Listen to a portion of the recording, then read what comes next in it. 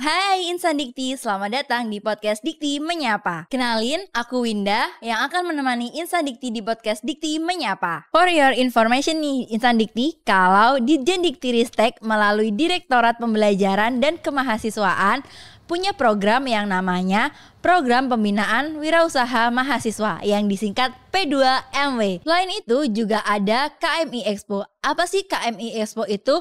Kewirausahaan Mahasiswa Indonesia Expo.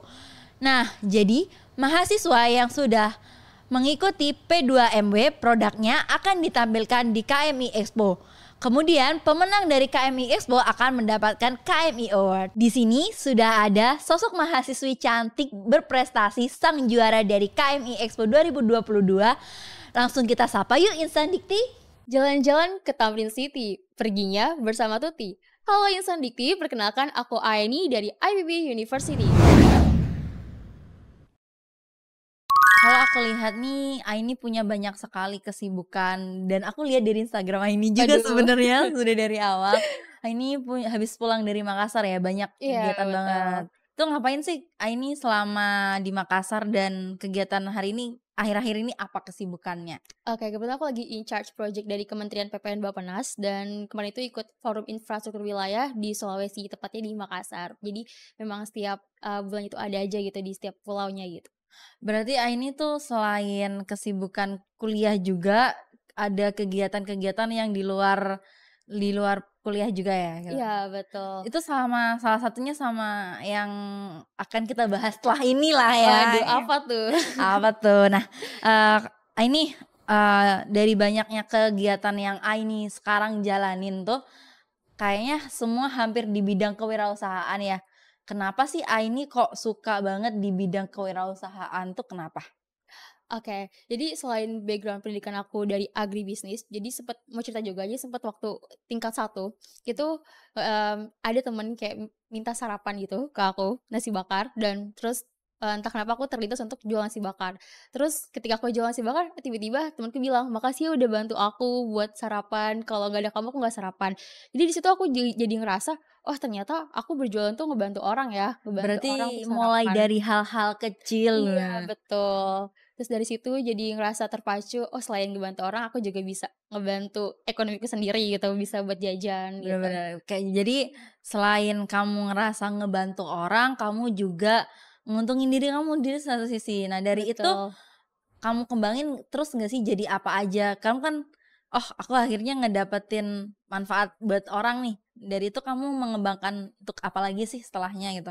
Oke, jadi setelah itu di tingkat 2, itu kan lagi Covid ya, aku ikut inkubator bisnis dari jurusanku agribisnis dan ketika itu aku ketemu mentor bisnis namanya Ivan Didi Pramana. Nah, di situ aku belajar banyak tentang bisnis. Bagaimana sih membuat proposal bisnis, terus bagaimana juga kita pitching. Karena aku sama sekali belum pernah ikut kompetisi, terutama juga kompetisi bisnis, dan dari situ aku jadi belajar, kan kita harus belajar dengan orang yang berpengalaman ya. Aku jadi tahu, oh gitu ya caranya pitching, oh gitu ya caranya menulis proposal bisnis. Nah dari situ mulailah aku mengikuti kompetisi-kompetisi bisnis dan mengikuti juga kompetisi funding. Jadi kan ketika kita dapat funding, salah satunya dari P2MW juga, itu kita didorong kan untuk, oh ya ini dikasih dana, terus kita punya kesempatan untuk membangun bisnis tanpa modal dari kantong sendiri gitu. Nah, Aini dari semua yang udah kamu jalanin, prestasi apa sih yang paling Aini apa sih, wah ini prestasi yang benar-benar nggak disangka Aini dapetin gitu dari kewirausahaan itu tadi?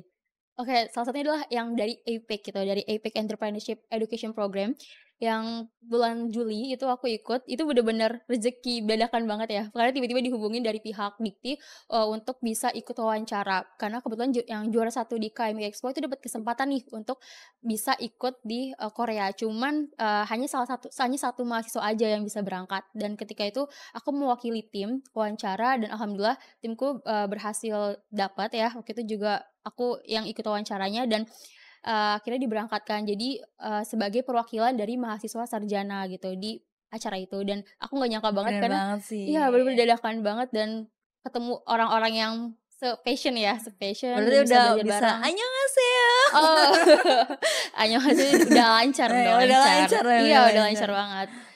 Nah Aini, dari cerita Aini juga dari yang udah prestasi Aini dapetin, kan dari awalnya yang Aini coba-coba nih, apakah emang dari awal Aini itu punya passion di bidang kewirausahaan atau emang kayak nggak sama sekali enggak gitu atau, ya udah saya nggak dulu deh, kayak gitu-gitu apa ada sih gitu? Oke, sebenarnya orang tua ada ya dari, ibu itu sebenarnya jualan juga. Cuman memang kalau dari diri sendiri ya, terutama ketika sekolah tuh nggak pernah yang nyoba jualan gitu. Terus ketika kuliah dan aku ngerasa lingkungan kampusku tuh bener-bener mendukung untuk berwirausaha, dan di situ aku coba dan aku ikut kompetisi-kompetisi bisnis. Di situ makin makin seneng, oh makin seneng ya sama dunia, wirausaha, terus terus juga belajar agribisnis juga kan. Di situ aku termotivasi dengan dosen-dosenku, dengan kating-katingku yang sekarang ini punya bisnis gitu, terutama di bidang pertanian itu gitu. Berarti motivasi Aini itu dari lingkungan sekitar yang mendukung gitu ya? Apa Betul. ada lagi nggak selain dari lingkungan yang mendukung atau dari diri Aini sendiri pengennya ke depannya kayak apa gitu? Oke, sebenarnya aku juga punya impian jadi pengusaha juga. Jadi ketika aku dulu milih jurusan agribisnis itu karena memang aku mau end goals-nya aku tuh adalah sebagai seorang wirausaha gitu. Supaya nanti ketika berumah tangga terus bisa bisa ngasilin uang sambil sambil ya juga anak-anak gitu kan. Terus aku juga punya impian bisa jadi penerusnya Pak Sandiaga Uno juga gitu Wih, loh. keren banget. Berarti juga mau menyeimbangkan ya jadi woman karir dan juga jadi ibu Berbuat yang baik, baik. waduh bener banget. Nah, Aini, kalau boleh tahu nih, apa sih yang perlu buat mahasiswa lakuin kalau mereka tuh mau terjun di bidang wirausaha? Kayak misal harus banyak belajar tadi ya ini bilang juga, apa memang mereka harus kayak tekad nih niatnya atau modalnya dulu, kalau nggak ada modal tuh gimana? Nah itu tuh juga beberapa mahasiswa pasti kebingungan kayak gitu kan, itu gimana? Ya sebenarnya sebenarnya salah sih ya ketika ada mahasiswa yang bilang, "Aku nggak punya uang," gitu. Padahal kita bisa loh ngebangun bisnis tanpa modal dari diri kita sendiri, tapi kuncinya adalah kita belajar gitu. Belajar, gimana kita tadi menyusun proposal bisnis, karena ketika kita punya proposal bisnis, kita punya tim yang solid, kita bisa pitching di depan investor, atau mungkin kalau untuk mahasiswa bisa ikut juga program-program, funding competition, salah satunya yang P2MW ini, kita punya kesempatan loh bisa dapat funding bahkan sampai 20 juta ya kalau tahun ini juga. Jadi menurut aku modal pertama adalah mau belajar dan mentalnya itu sih, mental wirausahanya itu yang harus, diperkuat juga ya. Karena untuk jadi pebisnis yang aku tahu juga adalah itu bicara tentang pengalaman juga gitu, exercise. Karena kita juga ngelihat nih misal pas Sandiaga Uno udah sampai sebesar ini, itu kan karena ada proses-proses gagal-gagalnya dan itu sih yang harus, kita tanemin juga ya, belajar ketika kita kuliah. Jadi ketika kita udah lulus kuliah, kita udah punya bekal itu gitu. Dari P2MW ini, Aini selama perjalanan program itu Aini dapat apa aja sih? Banyak banget. Aku dapat banyak banget knowledge, insight tentang bisnis, tentang gimana sih kita, membuat proposal bisnis, terus juga aku juga banyak belajar tentang manajemen sih. Gimana kita tuh bisa, manajemen tim juga ya, karena kan ini bentuknya tim juga. Kita selain sebagai mahasiswa yang belajar gitu ya, tapi kita juga memiliki kesempatan nih untuk gimana sih kita manage tim supaya tim kita ini bisa unggul lah dibandingkan yang lain. Terus juga di P2MW itu juga ada coaching bisnis. Jadi kalau di IPB pun juga ada coaching bisnis. Belajar tentang marketing, tentang finance, terus juga gimana sih cara kita berkomunikasi dan itu penting banget ya. Karena itu jadi pengalaman yang aku bawa juga ketika di acara APEC ini gitu. Ketika di P2MW aku belajar tentang gimana sih cara berkomunikasi, public speaking, terutama pitching. Apalagi kita juga belajar tentang pitching dalam 1 menit. Dan itu benar-benar kepake banget gitu. Gimana kita bisa menarik atensi dari audiens kayak gitu. Kalau boleh tahu Aini kan dari satu kelompok tuh apa mungkin beberapa mahasiswa menanyakan apa harus satu prodi sih, apa harus satu linear atau apa harus gimana itu pasti ada pertanyaan itu. Itu gimana? Apa Aini selama ini dalam perjalanan yang Aini udah jalanin apa Aini itu gabung-gabung dari beberapa prodi atau bagaimana itu gimana? Oke, jadi salah sih kalau misalnya ada yang bilang, "Oh, harus dari jurusan agribisnis semua," gitu, atau jurusan misal hukum gitu.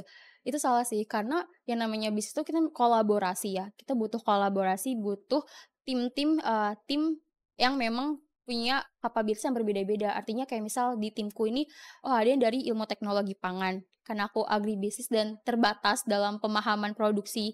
Jadi aku belajar banyak dari temanku ini dari ilmu teknologi pangan. Gimana sih secara sertifikasi halal, terus uji indikator nilai gizi, formulasi produk, terus juga aku belajar juga tentang gimana sih marketing dan lain-lain kayak gitu. Jadi menurut aku buat bisnis ini emang harus kalau bisa ya itu berbeda-beda prodinya gitu supaya bisa dapat insight juga dari tim yang lain gitu. Karena misal aku agribisnis, aku nggak belajar sama sekali tentang bagaimana membuat produk. Ya pastinya. Iya, kayak gitu-gitu. Jadi ya kita butuh lah temen yang punya background pendidikan dari ilmu teknologi pangan gitu.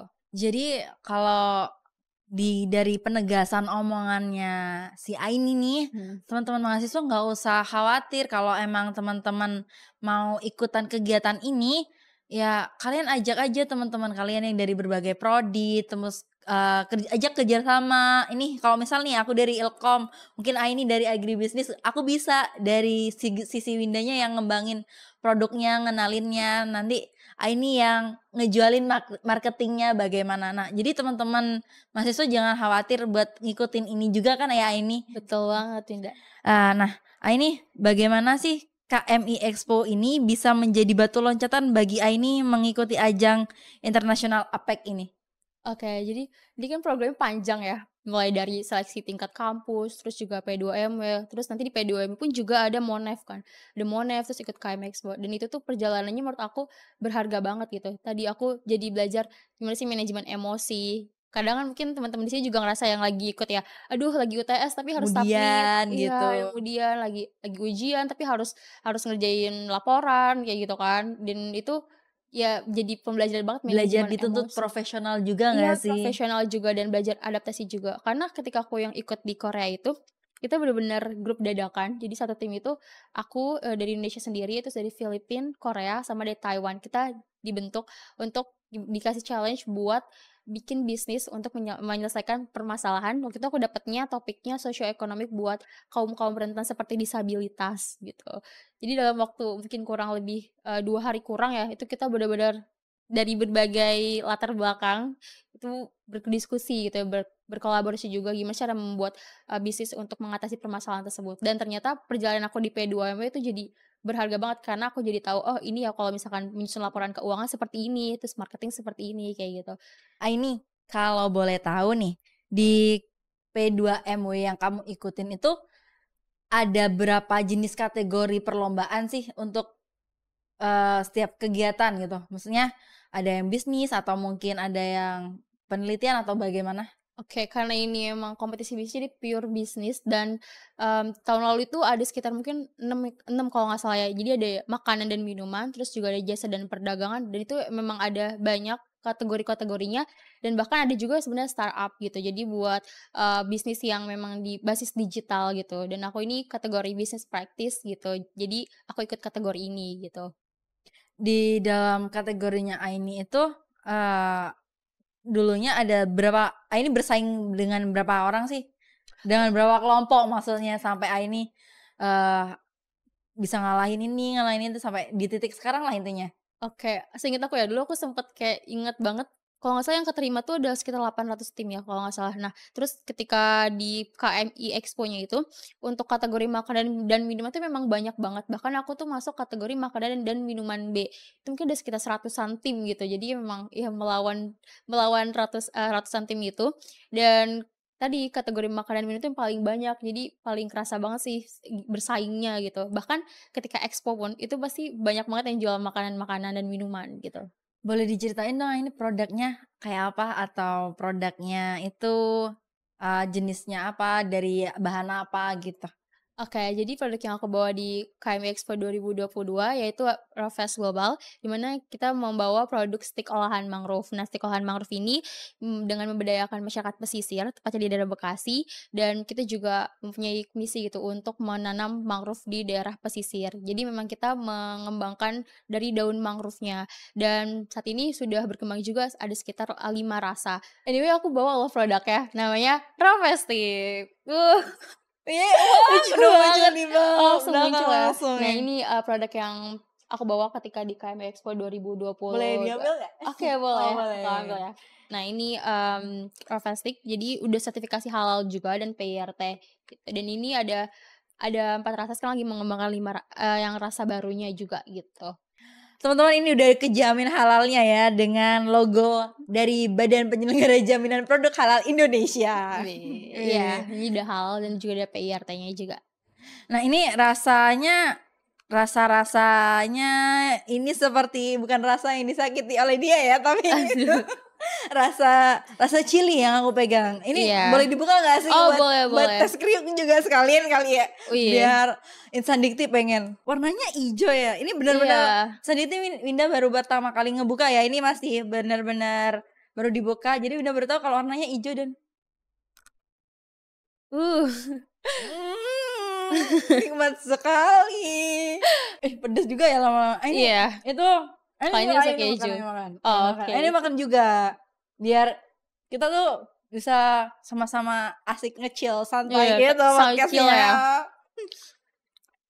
Ini nanti ini produksinya tuh dihitung dalam setiap minggu tuh produksi berapa sih banyaknya atau ada tentuan sendiri? Sebenarnya kita juga sesuai dengan orderan juga ya. Jadi mungkin sekitar 100 gitu, 100 pieces gitu, untuk setiap produksinya.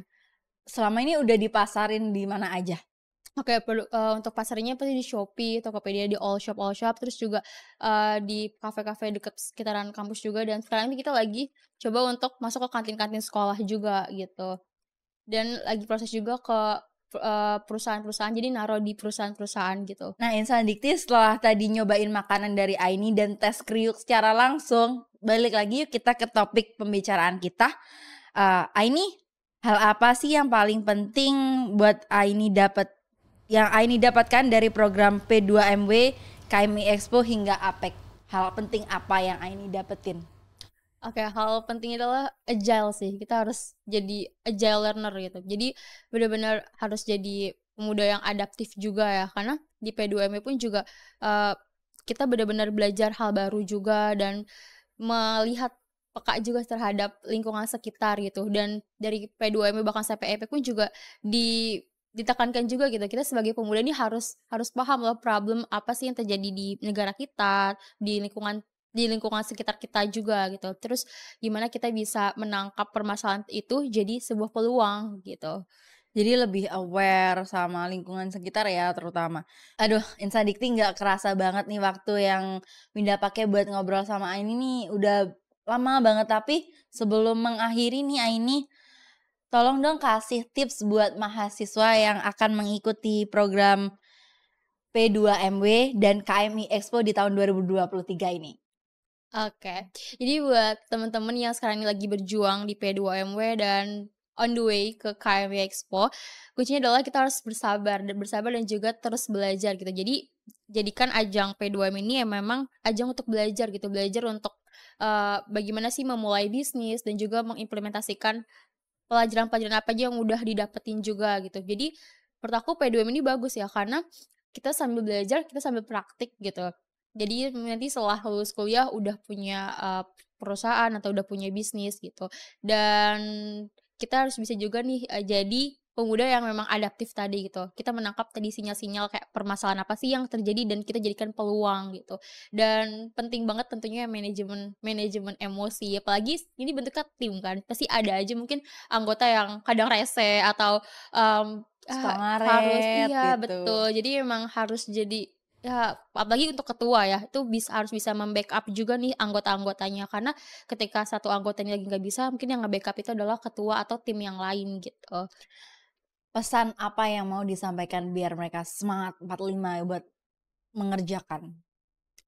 Oke, buat calon pengusaha muda, socialpreneur, tentunya banyak banget hambatan-hambatan yang nantinya pasti bakal didapetin. Tapi kuncinya adalah kita harus tahu kalau yang kita lakuin ini memang passion kita gitu. Memang yang ingin kita jalanin gitu. Jadi jangan sampai yang kita lakukan ini adalah karena ikut-ikutan orang gitu. Atau karena mungkin biar terlihat keren aja gitu. Tapi memang dari diri sendiri dulu gitu. Apa sih big why kenapa ikut P2MW ini? Apalagi prosesnya panjang banget ya sampai di akhir November nanti gitu.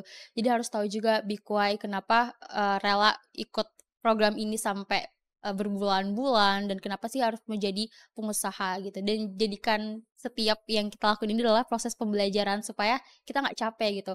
Mungkin ada yang result oriented atau berpaku pada hasil, mungkin itu boleh, tapi kita harus tetap jadikan apa yang kita lakuin ini adalah sebuah proses gitu, supaya kita nih nggak capek. Mungkin, "Aduh gue mau jadi juara satu," karena aku pun sebenarnya ya ada niat untuk jadi juara satu ya, tapi mungkin ketika prosesnya itu adalah ya udah do the best, di setiap tahapnya gitu.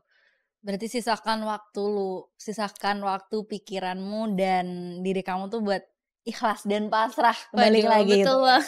Jadi selain usaha, terus kita ya udah kita ngelakuin aja yang terbaik sebisa Ya kita, betul. tapi jangan lupa serahkan sama yang di atas gitu, sama Tuhan kita. Betul.